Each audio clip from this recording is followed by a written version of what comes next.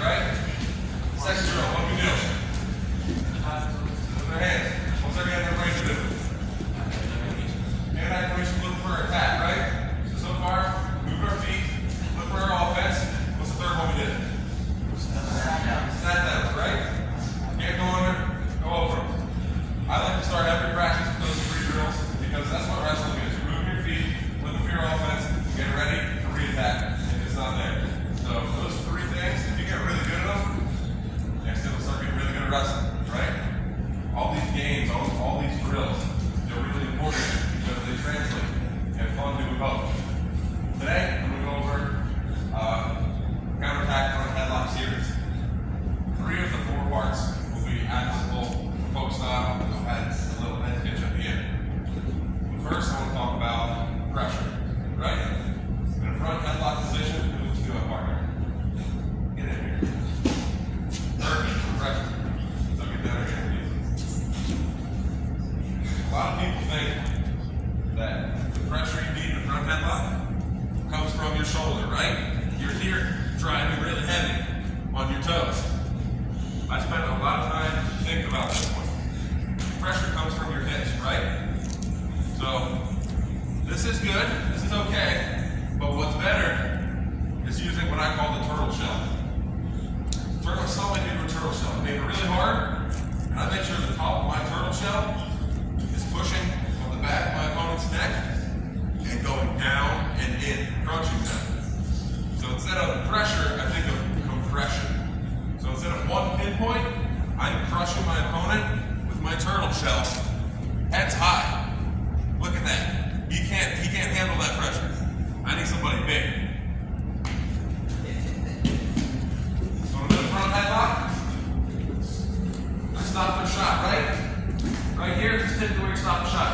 You down block, you got the shoulder in the way, you're in a good position, pressure with your shoulder. When I want to start going behind, instead of running around, giving them an opportunity to get his hips out, I engage the turtle shell and pressure in. Now we're smothering somebody. Alright, now we can get really go behind. Turtle shell, toes, driving in up over the shoulder. So we're in a front headlock. I take my head to the opposite side of the body, step my hips, and the turtle shell up over this arm. So instead of blocking it with my hand, my post, now I just block it with my turtle shell. Grab the hamstring, the ankle, my other hand's on the chin. Rotate for me.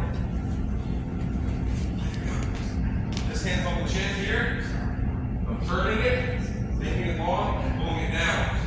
So here, I bow them together, and think about running through the sit, collective double to the opposite side. From the top, stop the shot, start front headlock. I go from the shoulder pressure to turtle shell power, running through. Turtle shell covers the shoulder, is crushing. Chest is up, driving with my toes. Back hand grabs the hamstring, front hand's on the chin, turning the head, and I just slowly walk around and run through the double. Any questions? Anybody want to see it again? Ask a question. It's okay. Okay, ask a question. Anything confusing? Anything new?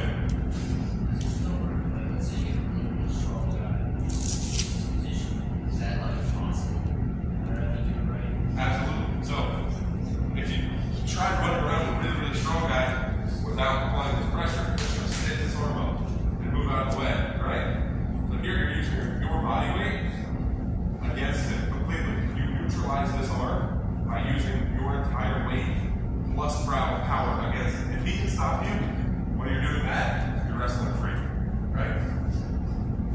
Here, this right here, my hips down and in, this is really, really hard to stop. And I think about grabbing this, and I'm torquing, pulling myself back with that hamstring while I'm taking his chin, rotating it, and pulling it down.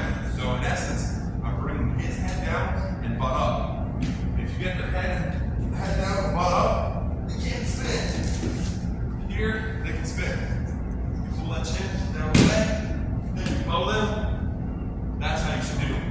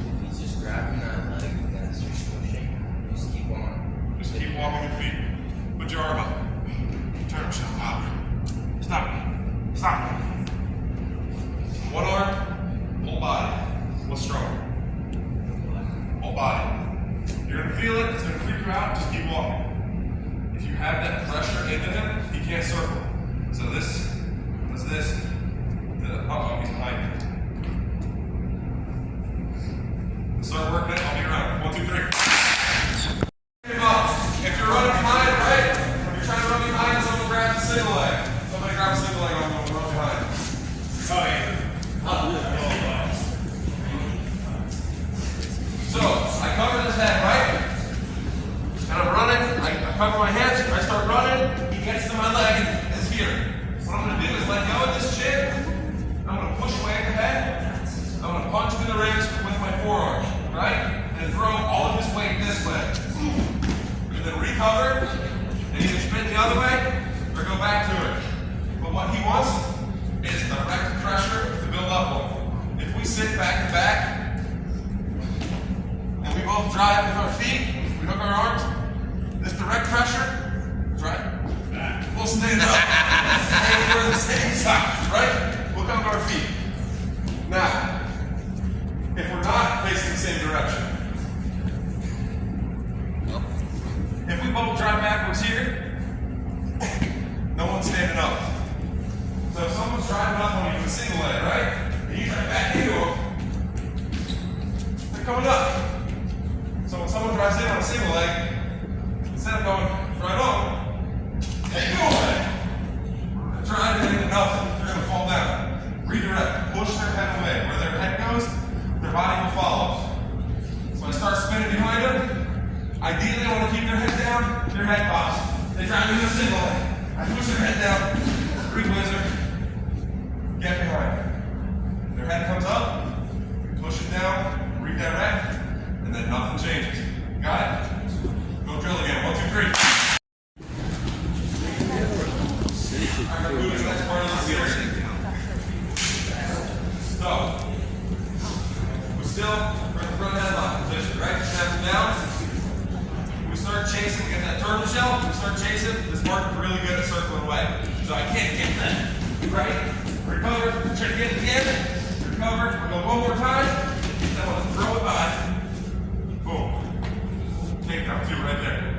So when someone's chasing really hard and we're committing to grabbing that hamstring, we got an opportunity to throw it by, go behind the other side. A couple important parts of this. When I am reaching for this hamstring, this is with every go behind. My outside leg is taking a big step to get close to his back hip. So if I'm reaching from here, I'm never going to get that go behind. See how far out my hips are? With my turtle shell, I got to step here, get that angle, right? If I get that angle, if he doesn't move, get that angle, I'm going to go behind. So, turtle shell's on, big step while I'm reaching. He's moving away. The next big part is my chin pin. If I have these short T-Rex arms while I'm going around, A, I'm not going to be able to reach the hamstring, and B, I'm going to have no leverage to whip it by. So, I don't have my turtle shell. Big step, extend my arm that has the head, right? So, I keep the chin, I turn it, and have it trapped on my forearm. Don't move this time, but I rotate a little bit. Right here. So I step, and I'm looking for this. My arm, you see how long it just got? That's enough that I can whip it through without even getting caught. Here, big step, big arm, knee circles. Boom. I just throw it by. My bottom hand is looking for an armpit, right? To drag, keep going through. Front head line. I'm looking for it, yes sir. Looking for it, yes sir. Two. When you're throwing it by, the arm gets long. You want to think about hip to hip. I open up my hip. As you circle it, I open up my hip. Boom. Chuck it by. Left hand armpit, like I said. Go behind the other way. When you get somebody circling really hard,